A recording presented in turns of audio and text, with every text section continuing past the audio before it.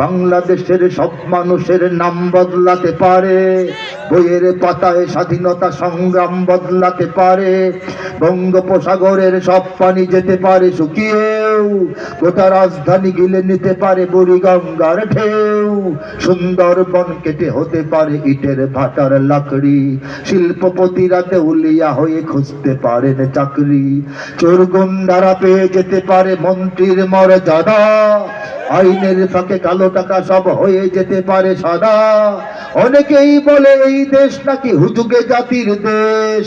দফায় দফায় বদলায় এর রংঢং পরিবেশ, তাই বলে ইসলাম তো এ দেশে হুজুগে হবে না শেষ, হুজুগে হবে না শেষ। ইসলাম এ মাটির পরতে পরতে জনপদে ঘরে ঘরে, ইসলাম এ জাতির 90% মানুষের অন্তরে, ইসলাম নিয়ে কেউ ছিনিমিনি খেলে এমন শক্তি নেই, আর কিছু থাক না থাক এদেশে ইসলাম থাকবে, সবকিছু বদলে যাক এদেশে ইসলাম থাকবে, আর